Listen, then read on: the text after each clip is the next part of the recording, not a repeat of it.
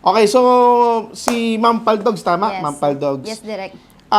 Ito ang curious dyan, no? Sa dami-dami ng rap name, bakit nga ba Paldogs at saan mo nakuha yung ganong rap name? Well, actually kasi yung Paldogs, trip-trip lang na pangalan nung una. Kumbaga nanggaling siya sa apps. Di ba nakwento ko naman kanina galing ako application. Lumabas lang ako ng personal battle.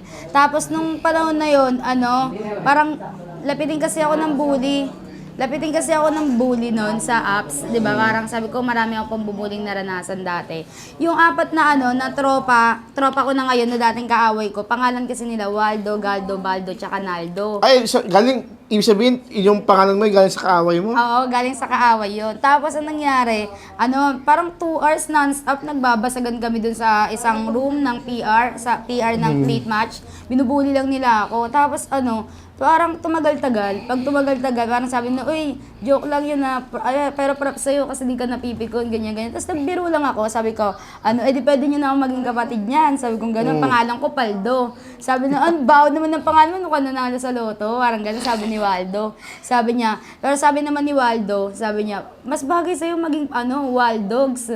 Hindi Gogs, Galdogs. Nag-aagawan nila ako. Tapos sabi ko, ang gulo nyo naman, mas okay Paldogs. Gawin ako Paldogs. Tapos parang nag-trip na ako, nagpalit na ako ng pangalan ko sa lead match, Paldogs na. Nagustuhan ko sa Paldogs, every time naman napapasok ako ng PR, sabi, sino tong Paldogs na to? Naku-curious sila. So parang Actually, kapag pag hindi ka nakikita personal, at yung pangalan lang, ang lalaki. Ang lalaking, handang manggago eh. Oo, yun Si Paldog, yan. Nakilala kasi ako sa lead match ko pala. Parang gago-gago nga daw ako. Kaya nga, siguro yun yung uniqueness na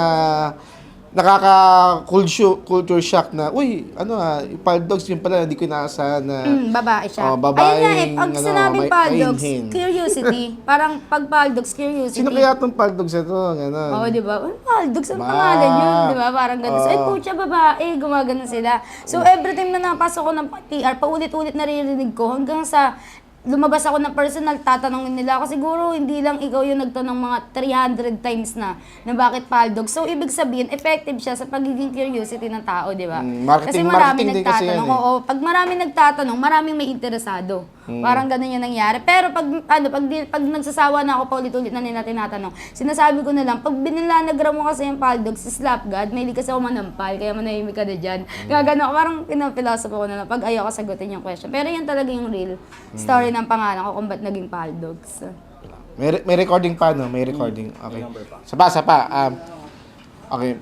Personally, hindi ka ba nababahuhan sa pangalan mo? Hindi, nasanay na ako kasi alam nyo, yung Paldogs, bukod sa Nagsimula unique. sa asaran kasi yan. Oo, sobrang unique niya. Tsaka ano siya sa akin, napaka-importante ng pangalan na yan.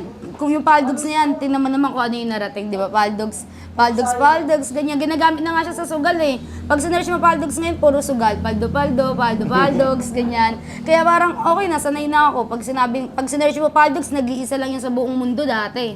Pag sinerch mo ngayon Paldogs, sobrang daming lalabas. May mga link pa ng sugal. Ngayon, makita na yung mukha mo pag sinorch Paldogs. Oo, automatic ako talaga. Parang wala namang magtatangkang Pero gumaya.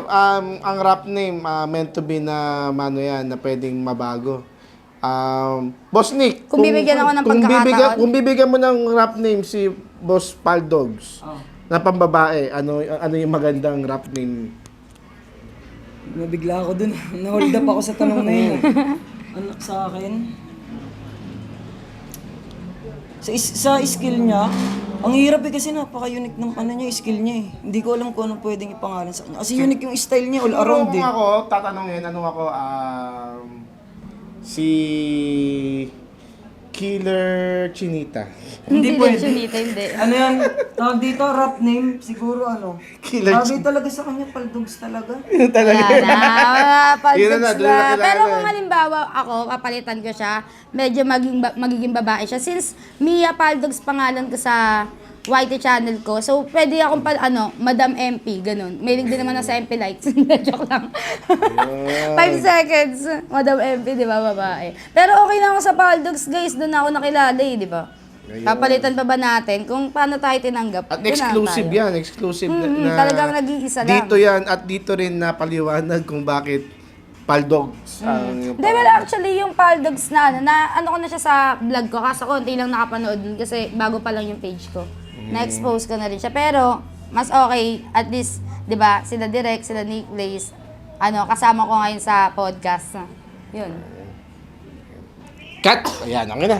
Thank you.